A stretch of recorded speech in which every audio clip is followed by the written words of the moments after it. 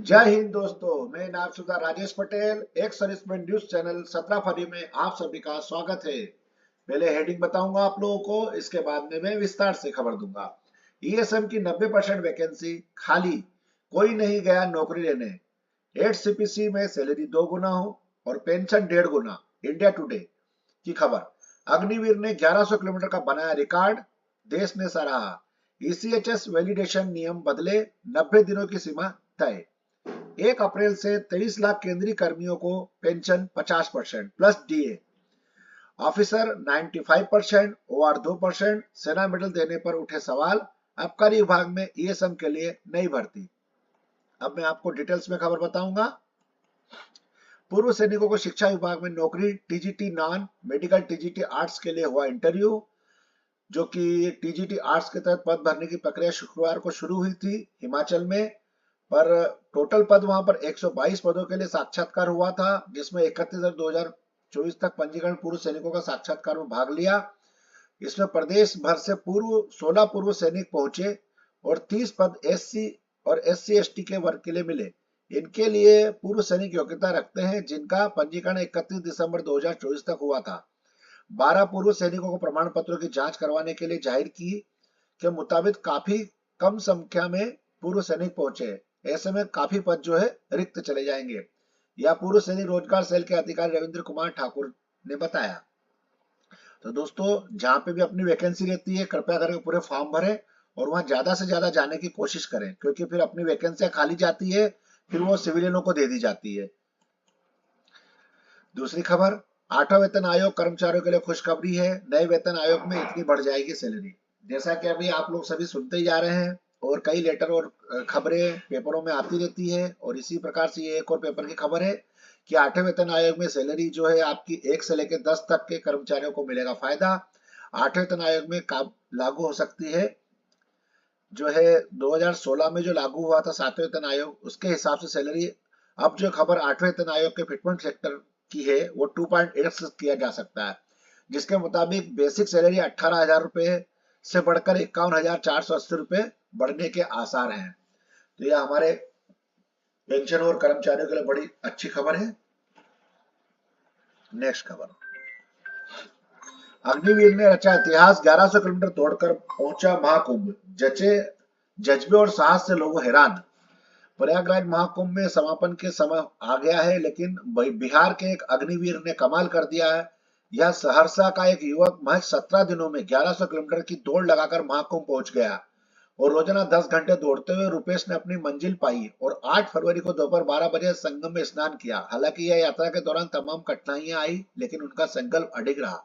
अब इस युवक की चर्चा हर जगह हो रही है। बहुत ही जबरदस्त इन्होंने साहसिक कार्य किया है। ये 1100 किलोमीटर दौड़ना कोई आसान काम नहीं होता है दोस्तों। अब ईसीएचएस पॉलिक्लिनिक पनगुड़े ने एक बताया है कि लेटर जो है अपना रिक्वायर्ड अपना annual validation beneficiary will be received window submit required documents. Beneficiary upload करना है डॉक्यूमेंट ऑन टाइम। फिर इसके बाद में इधर दिया हुआ है validation date has passed, documentation will be send to parent polyclinic OIC, card will be temporarily locked हो सकता है। Annual validation date end will be extend for 1 year from last validation date. दूसरी खबर, 23 लाख कर्मचारियों को 1 अप्रैल से खुल जाएगी किस्मत, लागू होने वाली है नई पेंशन स्कीम। जो कि नई पेंशन स्कीम जो बताई जा रही है, यूनाइटेड पेंशन स्कीम लागू होने और जो राष्ट्रीय पेंशन योजना के समाहित करने पर जो पेंशन स्कीम है, उसमें 25 साल के पूर्व जो कर्मचारी सेवानिवृत्त करते हैं और 12 महीने की औसत बेसिक सैलरी का 50% पेंशन के रूप में मिलेगा, और 25 साल से कम सेवा वालों के लिए उस अवधि का अनुपात जो निर्धारित किया गया, उसमें न्यूनतम सेवा अवधि 10 साल होगी। निश्चित पारिवारिक पेंशन कर्मचारी की मौत होने पर उसके पति पत्नियां को कर्मचारियों को पेंशन मिलेगी। ये यूनाइटेड फंड और अपना जो पेंशन स्कीम दोनों को मिक्स करके समाहित करके ये किया गया है।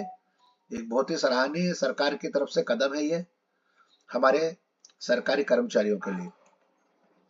ईपीएस 95 पेंशन योजना में प्रस्तावित बदलाव, जो भी बताया ऊपर, उसके बारे में बताया गया कि न्यूनतम उसमें पेंशन वृद्धि ईपीएस की वो 7,500 रुपए प्रति माह करने का अनुरोध किया गया। पेंशन भोगियों के लिए महंगाई भत्ता मुद्रास्फीति को समायोजित करने और डीए बढ़ोतरी का सुनने का प्रयास भी किया गया। चिकित्सा लाभ का और जीवन के लिए मुफ्त स्वास्थ्य सुविधाओं की मांग की गई है। उच्च पेंशन विभाग कर्मचारियों पर 15,000 पर केप किए जाने के बजाय वास्तविक वेतन के आधार पर ईपीएस योगदान करने का विकल्प चाहते हैं। ये जो ईपीएफ के बारे में जो बताया गया अभी मैंने आपको, ये उसी से अपडेट करने के लिए मांगे रखी गई है, ये बदलाव के लिए। सियाचिन में 20 फीट नीचे बर्फ से टीम को बचाने वाले सेना के कैप्टन साहब को वीरता पदक से सम्मानित किया गया है। कैप्टन 26 वर्षीय कैप्टन 2023 में अपनी पोस्टिंग के दौरान 20 फीट बर्फ के नीचे दबने के बाद भी अपनी टीम के 20 सदस्यों की जान बचाने के लिए उन्हें वीरता से सम्मानित किया गया। उनका नाम है कैप्टन रोहिन रविंद्र हानागी ने सियाचिन समारोह में लेफ्टिनेंट जनरल कुमार 47 अन्य अधिकारियों और जूनियर कमीशन अधिकारियों गैर कमीशन और सम्मानित किया गया। इनमें से 38 सेना पदक, अन्य 5 सेना विशिष्ट, 2 युद्ध सेवा पदक और 10 को विशिष्ट सेवा पदक से सम्मानित किया गया। सुजीत कुमार से पदक प्राप्त किया है और ये पदक प्राप्त करने के बाद पहले से रिकॉर्ड किए गए संदेश में कर्नाटक के दूसरी पीढ़ी के सैनिक कैप्टन हानागी ने यह पुरस्कार अपनी unit core of electricals and mechanical engineers EME और अपनी टीम को समर्पित किया है। उन्होंने कहा है, मैं दुनिया में सबसे ऊंचे युद्ध क्षेत्र में जो है मैंने ये कार्य किया है और बहुत ये सम्माननीय बात है। ये हमारी कोर के थे, वैसे तो हमारी इंडियन आर्मी के हैं। बहुत ही बड़ी सम्मान की बात है कि इन्होंने इतना बहादुरी पूर्वक जो कार्य किया है। अब नेक्स्ट जो है वेलफेयर की खबर है, वैकेंसी के बारे में। मध्य प्रदेश शासन ने आबकारी विभाग के लिए सीधी भर्ती निकाली है। इसमें नियम पुस्तिका 2024 के ऑनलाइन आवेदन पत्र प्रारंभ करने की तिथि 15/2/2025 दे रखी है और आवेदन की अंतिम तिथि 1/3/2025 तक है। आवेदन पत्र संशोधन के लिए 15/2/2025 है। आवेदन की अंतिम तिथि 6/3/2025 है। तो जो भी कोई 5/7/2025 से परीक्षा के दिनांक व दिन प्रारंभ हो जाएंगे। इसके अंदर सीधी भर्ती हेतु यह आवेदन है। इसमें अनारक्षित अभ्यर्थियों के लिए 500 रुपए, बाकी अनुसूचित जनजाति पिछड़ा वर्ग और केवल मध्य प्रदेश के मूल निवासियों के लिए सीधी भर्ती है ये, और निःशक्त जनों के लिए 250 रुपए है। तो इसकी जो परीक्षा होगी वो प्रथम जो पेपर होगा 7 से 8 बजे तक, मतलब 5/7/2025 से प्रारंभ शनिवार को होगा और उत्तर अंकित 9 से 11 बजे तक होंगे। इसके बाद 12:30 से 1:30 बजे तक होगी और 2:20 से 2:30 बजे तक होगी और 2:30 से 4:30 बजे तक की 2 घंटे की एग्जाम होगी। तो जो भी इसके अंदर पात्र है अपने भूतपूर्व सैनिक, वो इसके अंदर पक्का भरे फॉर्म।